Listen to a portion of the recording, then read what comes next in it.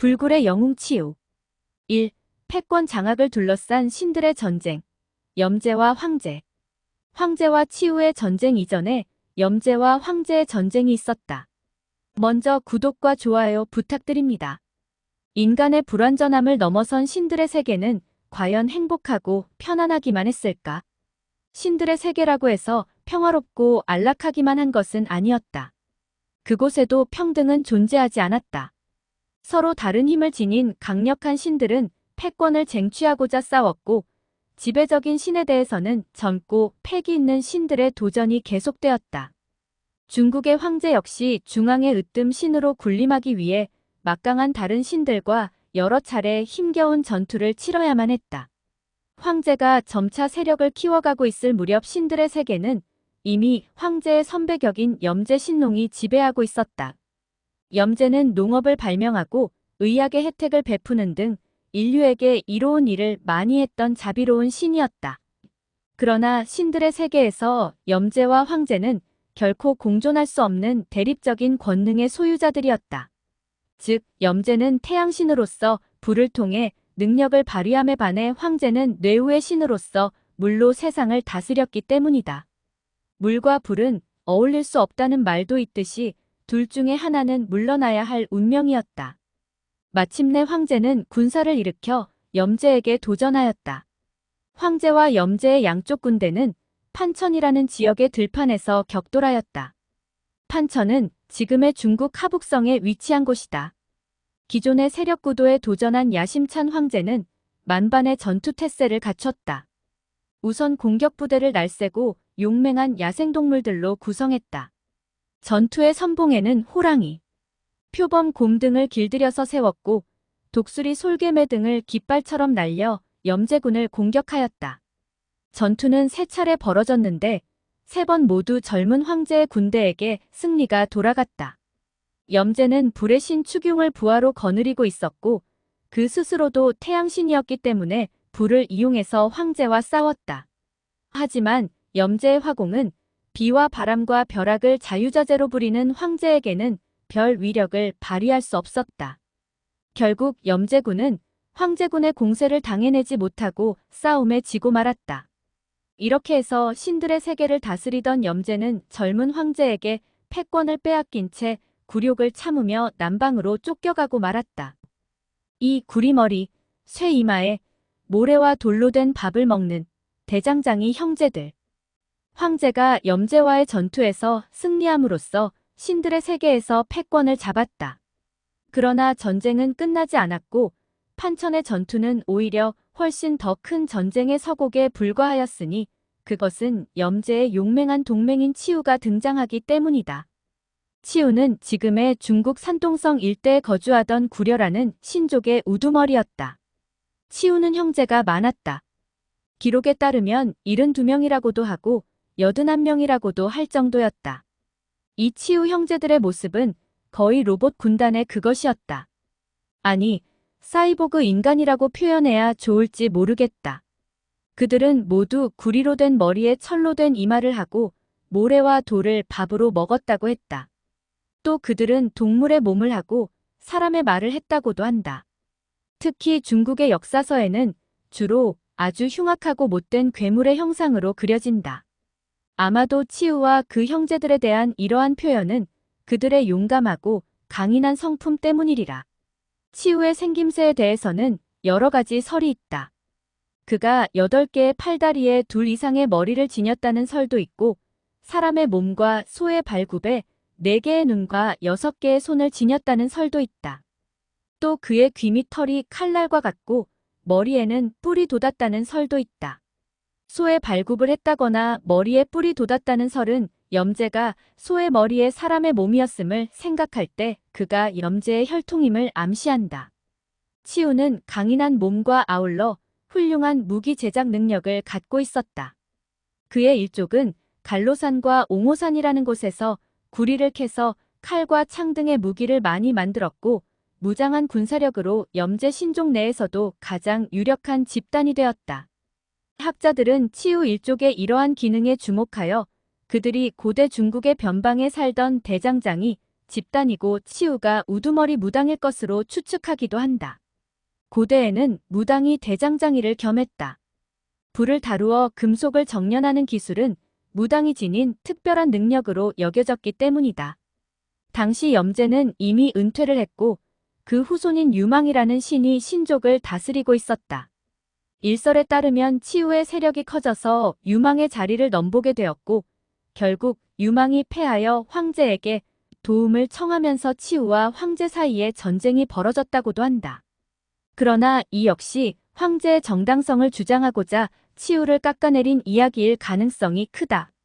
앞에서 본 것처럼 중국의 역사서에서 대부분 치우가 못된 악신이나 괴물의 형상으로 묘사되고 있는 것도 이러한 이유 때문이다. 그러나 치우의 도전은 자신의 임금이자 어른인 염제의 억울한 패배에 대해 원한을 갚기 위한 것으로 보는 것이 더 설득력 있는 해석으로 보인다. 그리고 그것의 궁극적인 목적은 잃어버린 동방신족의 패권을 되찾기 위한 것이라고 말할 수 있다. 치우와 황제의 최후의 격전은 다음과 같다. 선하고 자비로운 신염제의 복수를 위하여 치우는 전력을 총동원하기에 이른다. 드디어 치우는 집결된 전군을 이끌고 황제의 영역인 탕록으로 진격하였다. 탕록은 지난번 황제와 염제가 싸웠던 판천 근처의 땅이다. 우리는 여기서 탕록의 지명을 기억하자.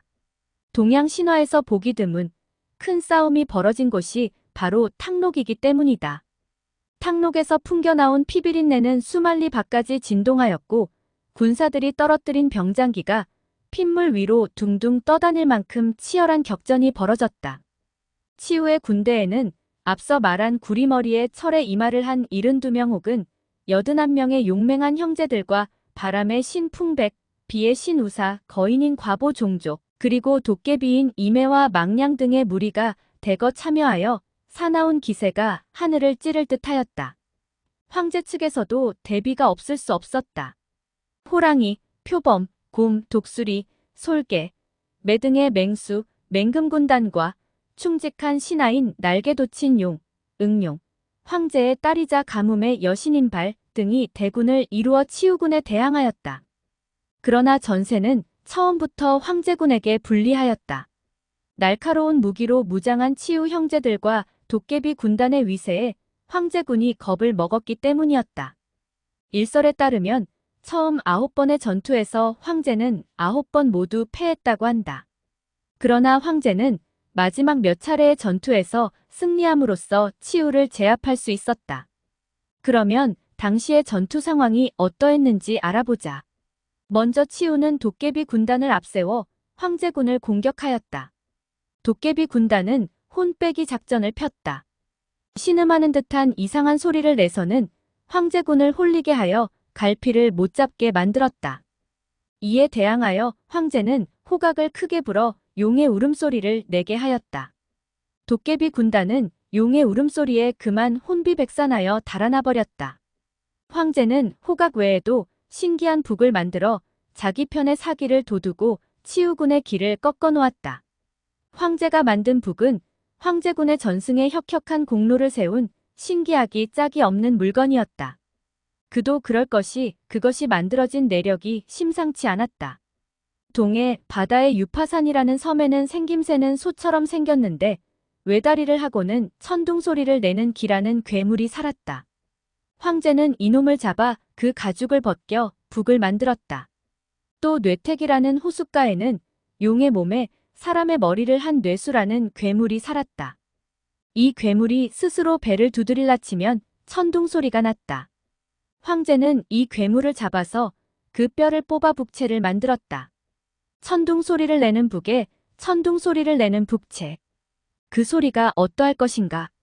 기의 가죽으로 만든 북을 뇌수의 뼈로 만든 북채로 두들겼더니 그 소리가 어찌나 우렁찼던지 500리 밖에서도 들렸다고 한다. 치우군은 이 엄청난 북소리에 놀라 갈팡질팡하다가 상당수가 황제군에게 죽임을 당하고 말았다. 그러자 치우는 이번에는 안개작전을 펼쳤다. 짙은 안개를 일으켜 황제군을 공격한 것이다. 무당이자 대장장이인 치우는 원래 비바람을 불러오고 연기와 안개를 일으키는 술법에 능하였다. 치우가 술법을 부리자 사흘 동안이나 짙은 안개가 황제군을 에워쌌고 황제군은 방향을 분간할 수 없어 큰 혼란에 빠지게 되었다. 치우군은 이 틈을 타 사방에서 황제군을 습격하였다. 이러한 오리무중의 전황 속에서 황제가 고민하고 있을 때 지혜로운 신하 풍후가 나섰다. 풍후는 북두칠성의 손잡이가 늘 북쪽을 가리키고 있는 것에 차가 나여 진암거라는 수레를 만들었다. 이 수레는 북두칠성의 방향과는 정반대로 항상 남쪽을 가리키게 되어 있었다. 즉, 수레 위에는 나무로 만든 신상이 있었는데 이 신의 손가락은 수레가 이리저리 움직여도 언제나 남쪽만을 향하였다. 아마 진암철의 원리를 이용한 수레였던 모양이다. 이렇게 해서 황제군은 진암거의 의지의 방향을 파악하고 안개의 포위망에서 빠져나올 수 있었다. 계속 치우군에게 공격만 당하며 밀리던 황제는 마침내 반격을 시도하였다. 황제는 응용을 시켜 천상에 엄청난 양의 물을 모아두었다가 치우군에게 퍼부을 계획을 세웠다. 그러나 이 계획은 사전에 치우군에게 탐지되었다. 왜냐하면 바람의 신인 풍백과 비의 신인 우사가 치우 편이었기 때문이다. 치우는 쇠로 된 갑옷을 입고 전차에 앉아 풍백과 우사에게 명령하였다. 황제가 물로써 우리를 공격하려고 하니 우리가 먼저 선수를 쳐야 할 것이다. 풍백우사는 어서 비와 바람을 일으켜 적을 공격하라. 명령을 받은 풍백과 우사는 자신들의 특기인 비와 바람을 불러와서 응용이 천상에 모아두었던 엄청난 양의 물을 끌어내려 삽시간에 황제군의 진영을 물바다로 만들어버렸다. 황제와 그의 병사들은 도리어 황제군 위로 갑자기 폭풍우가 불어닥치자 당황하여 이리저리 떠내려가고 우왕좌왕 혼란에 빠졌다. 황제는 이에 급히 거대한 불기운을 몸에 지니고 있는 자신의 딸이자 가뭄의 여신인 발을 불러 지상으로 내려오게 했다.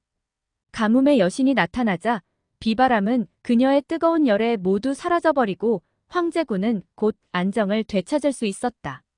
황제군은 발의 등장으로 전세가 바뀌자 다시 전열을 정비하여 치우군에게 반격을 가하였다. 운명을 결정하는 이 마지막 전투에서 수적으로 우세한 황제군은 치우군을 힘으로 밀어붙였다. 결국 그토록 용감했던 치우 형제들과 과보족도 하나둘 전사하고 치우만이 혼자 남았다. 그러나 치우는 끝내 항복하지 않고 용감히 싸웠다. 마지막 순간까지 힘을 다해 싸웠지만 치우는 마침내 황제군의 맹장 응용에게 사로잡히고 말았다. 치우가 끌려오자 황제는 그가 혹시 다시 도망칠까 두려워 손과 발을 형틀에 채운 상태에서 즉각 처형하였다. 싸움에서 고전한 황제의 치우에 대한 두려움이 그만큼 컸기 때문이다. 이로써 동양 신화에서 보기 드문 큰 싸움이었던 황제 치우 간의 전쟁은 일단락되었다. 치우는 죽었다. 황제에게 치우는 목숨 걸고 싸워서 힘겹게 이긴 두려운 존재였다. 이 두려움과 적개심 때문에 황제는 죽은 치우의 주검조차도 그냥 내버려 두지 않았다. 죽은 치우는 머리와 몸이 산동성의 두 곳에 각각 따로 묻혔다고 한다. 치우가 부활할 것을 염려하여 행한 잔인한 조치이리라. 염제와 치우의 신족은 죽거나 변방으로 쫓겨갔는데 이로써 황제는 명실공히 신들의 세계의 독보적인 주인으로 군림하게 되었다. 실패한 황제 치우 간의 전쟁 신화는 한나라 때에 이르러 중국 민족의 정통성과 권위를 밑받침하는 역사 이야기로 탈바꿈하였다.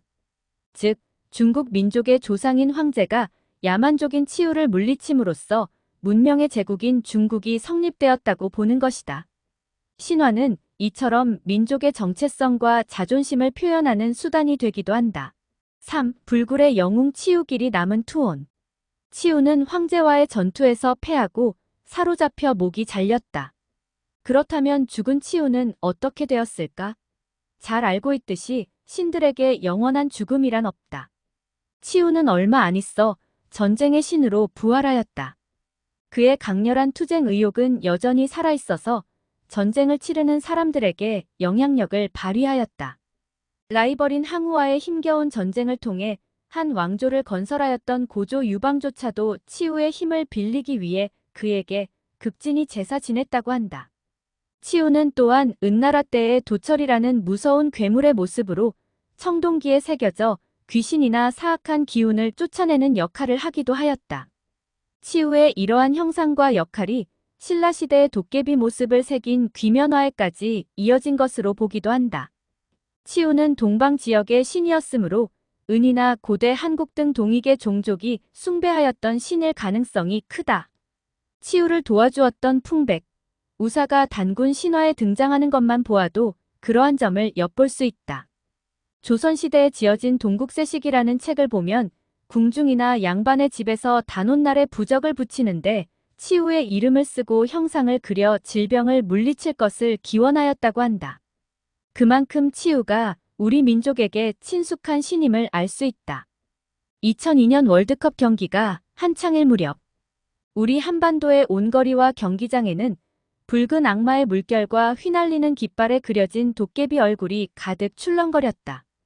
붉은 악마들은 그들 자신의 투혼 속에 치우의 불굴의 정신이 깃들어 있다는 것을 알까?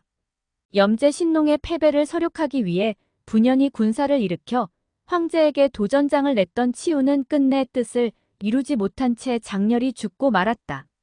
그때의 전투가 얼마나 치열했던지 장자에서는 탕록에 들녘에 피가 100리를 두고 흘러내렸다고 표현하였다. 그토록 처절한 전쟁 신화를 남겼던 치우. 그는 실패한 영웅인가 악인인가? 결국 이긴 자가 살아남아 평가의 칼자루를 쥐게 마련인 것이다. 황제는 패배한 치우에게 온갖 죄악을 덮어씌웠다.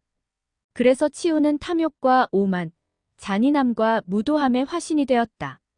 반대로 황제는 정의와 진리의 수호자여 자비와 인정을 베푸는 선신으로 칭송되었음은 물론이다. 그러나 죽은 자는 말이 없다라는 말은 치우에게는 통하지 않았다. 치우는 죽었지만 그의 투혼만은 쉽사리 없어지지 않았다. 아니, 정신뿐만 아니라 육체도 호락호락 죽어 없어질 수는 없었다. 그는 강인한 신이었다. 그래서 육체는 비록 처형되었어도 여러 가지 기이한 현상으로 자신이 살아있음을 입증하였다. 그러한 현상은 치우가 사로잡혀 처형당할 무렵부터 일어났다. 황제에게 치우는 처절하게 싸워 이긴 적이자 감히 자신의 자리를 무너뜨리기 위해 도전해온 괘씸한 적이 아닌가.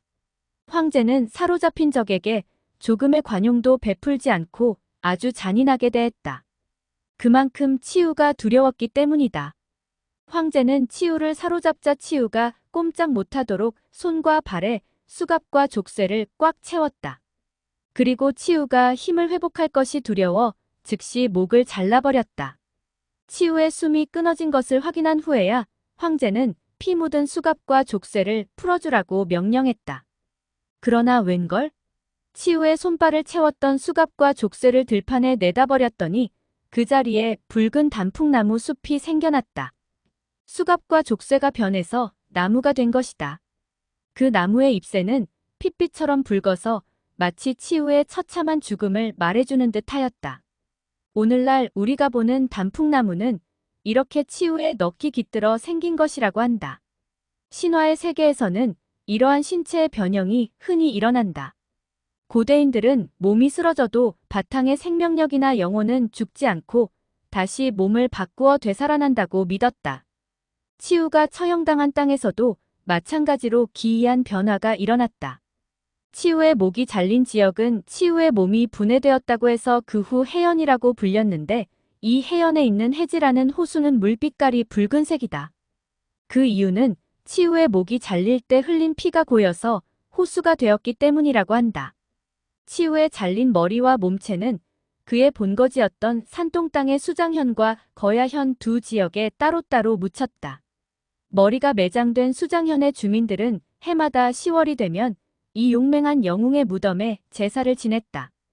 그런데 그때마다 붉은 안개 같은 것이 무덤에서 피어올라 하늘로 치솟아 오르고 마치 깃발처럼 너울거려서 사람들은 그것을 치우기라고 불렀다.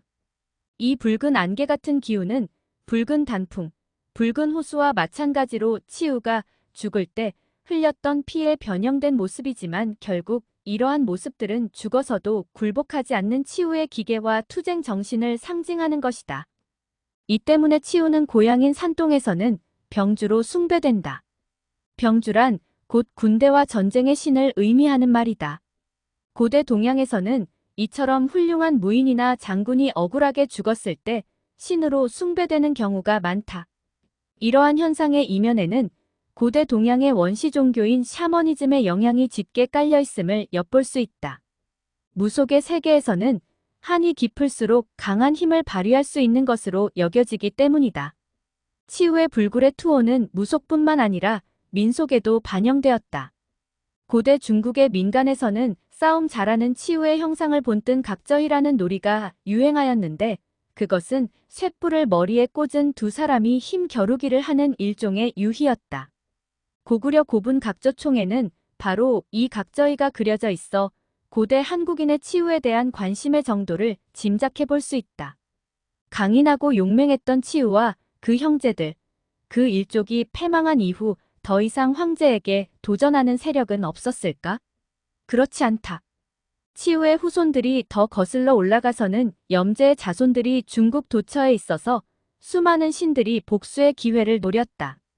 그들 가운데 가장 대표적인 신이 형천이다. 그 이야기는 기회가 있으면 다음에 하겠다. 구독과 좋아요 부탁드립니다.